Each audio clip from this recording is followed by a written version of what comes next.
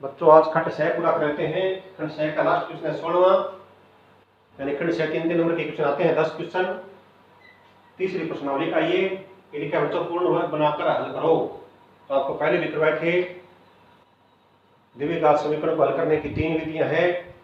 एक विधि पूर्ण वर्ग बनाकर हल करना, एक गुणनखंड विधि और एक श्रीधराचार्य विधि। तो पूर्ण वर्ग बनाकर हल करना है बच्चों, इसको लिखा है तो उसी विधि से करना होगा। अगर नहीं लिखा है तो आप किसी विधि से कर सकते हो। तो पूर्ण वर्ग बनाकर हल करने का पहला नियम है, सबसे पहले अचर राशि को दक्षिण पक्ष में ले जाओ। अचर राशि बच्चों 3 है, इसको दक्षिण पक्ष में ले जाओ। हो जाएगा 4x² प्लस में 4√3x और ये प्लस का 3 है, इसमें पाएगा तो माइनस का 3 हो जाएगा। पहला नियम लग गया। सबसे पहले अचर राशि को दक्षिण पक्ष में ले जाओ। दूसरा नियम है बच्चों, x² के गुणांक का पूरे समीकरण में भाग करो। x² का गुणांक 4 है, 4 का भाग कर दो सब में, यानी यहाँ पर x² करना पड़ता है बस, बटे 4 4√3 x बटे 4 और बराबर -3 बटे 4।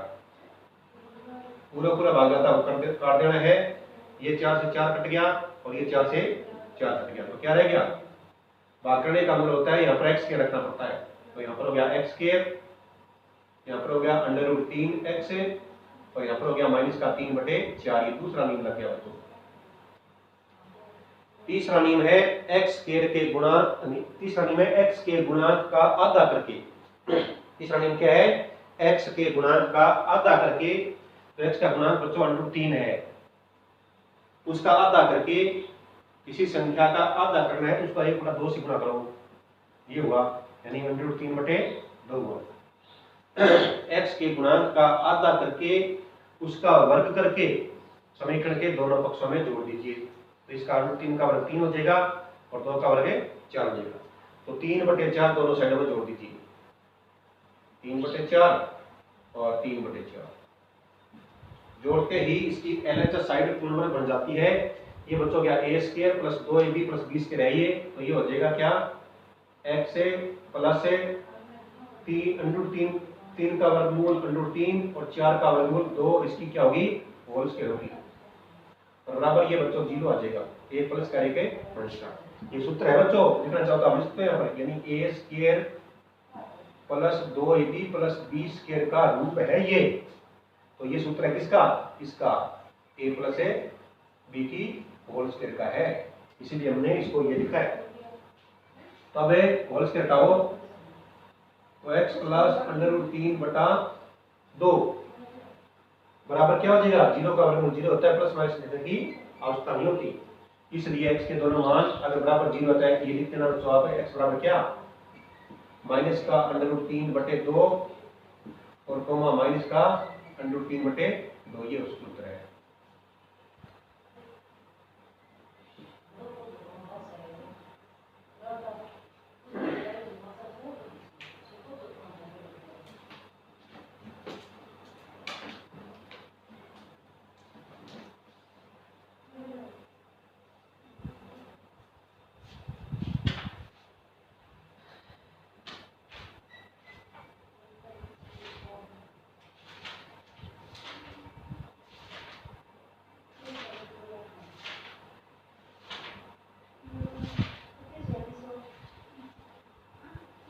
और बच्चों हम करेंगे 3.6।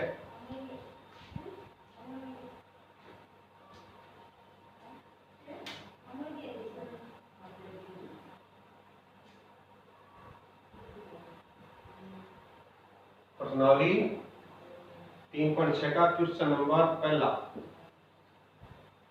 एलसीएम ज्ञात करना है बच्चों। क्या ज्ञात करना है? एलसीएम। एक तो सीधा बता रहा हूं आपको, 24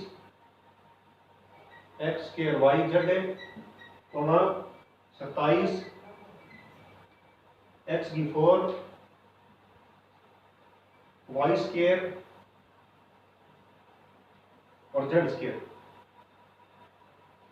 HCF में और एलसीएम में दोनों बता रहा हूं। इस बार में तो केवल एलसीएम पूछा है, दोनों में फर्क आपको मालूम हो जाए। तो पहले एलसीएम, और एचसीएफ। संख्याओं का सीधा होता है बच्चों एलसीएम 24 और 27 कैसे लिया जाता है मुझे इस तरह से ऐसे ले लो। 2 का भाग करोगे 12 आ गया, इसमें नहीं जाएगा। 2 का भाग करोगे 6 आ गया, इसमें नहीं जाएगा। 2 का भाग करोगे 3 आ गया, इसमें नहीं जाएगा। फिर 3 का भाग करोगे 1 और 9, फिर 3 का भाग 1 3 और फिर 3 का भाग 1 1, लास्ट में 1 जाना चाहिए। इनका गुणा करो 3 तिया 9 9 तिया 27 27 गुना 54 54 गुना 108 108 गुना 216 गया बच्चों, ये 216। और एचसीएफ कैसे लिया जाता है? एचसीएफ बच्चों ऐसे लिया 24 की अभाज्य गुणनखंड करो, 27 की अभाज्य गुणनखंड करो। 24 के 2 दूनी 4 4 दूनी 8 8 तिया 24 और 27 के करोगे 3 × 3 × 3, दोनों में केवल कॉमन 3 है, तो ये आ गया 3। समझे? अब संख्या में एक्स वाई जेड है, इसमें है एक्स वाई जेड, इसमें दोनों में आएगी एक्स वाई जेड, इसमें भी आएगा एक्स वाई जेड। अब तो ध्यान से देखो, लघुत्तम समापवर्त्य, लघु माने छोटा लेकिन घात आएगी दोनों में बड़ी। एक्स की घात क्या है? दोनों में बड़ी 4 है। वाई की क्या है? 2 है। और जेड की क्या है? 2 है। एचसीएफ का मतलब हाईएस्ट कॉमन फैक्टर, हाईएस्ट माने अधिकतम, लेकिन घात आएगी छोटी। एक्स की दोनों में 2 है छोटी, वाई की वाई है और जेड की जेड है। ये उत्तर आ गया।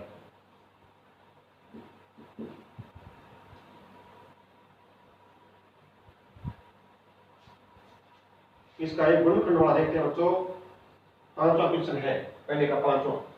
साथ में गुणनखंड हो जाएंगे और साथ में अच्छी पॉलिसी।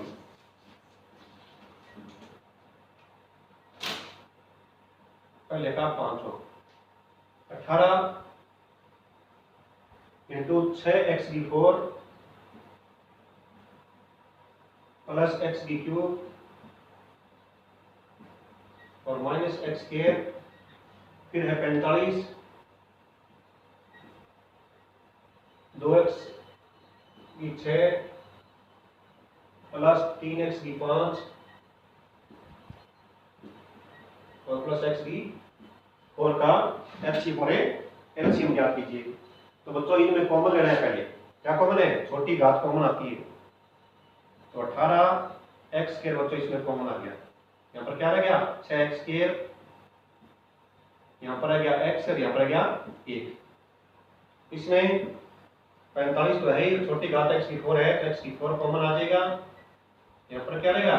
2x² प्लस यहाँ पर रहेगा 3x और प्लस यहाँ पर रहेगा 1। अब ये गुणनखंड करो, तो 18x² 6 एकम 6 और 3 दूनी 6 होते हैं, छोटा सा गुणनखंड है। तो 6x² प्लस का 3x होगा और माइनस का 2x होगा और माइनस का 1। क्यों? इनका गुणा करें तो 6 होना चाहिए, होता है, और प्लस का 3 होगा और माइनस का 2 होगा, प्लस का 1 बचेगा। यहाँ पर कुछ नहीं, 1 है। कौमा ये 45x4, इनका 2 एकम 2, तो सीधे टुकड़ा पड़ा है 2 एकम 2, सारे निशान प्लस के इसलिए प्लस है 2x² प्लस का 2x प्लस का 1x और प्लस का 1। 2 एकम 2 गुणा करें तो 2 होना चाहिए, 2 लेके 3 होना चाहिए, 2 लेके 3 होते। अब इनमें कॉमन लो, 18x² तो बाहर है ही, इनमें कॉमन आ गया तो दोनों में 3x कॉमन आ गया। यहाँ पर 3 दूनी 6x प्लस यहाँ पर 1 माइनस, इनमें कोई कॉमन नहीं है तो उसका मैच 1 होता है। कॉमन का मतलब मैच है 1, तो यहाँ पर 2x से बाहर निशान माइनस का निशान चेंज हो जाएगा, प्लस का 1 कॉमा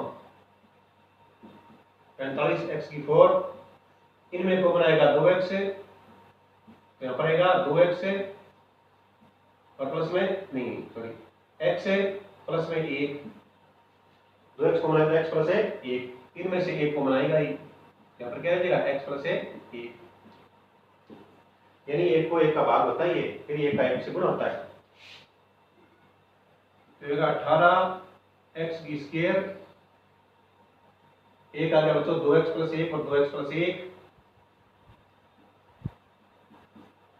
और दूसरा क्या गया 3x माइनस 1 और 45x4 1 तो आ गया x प्लस 1 और एक आ गया 2x प्लस 1। अब इसका हम लेते हैं बच्चों पहले एचसीएफ।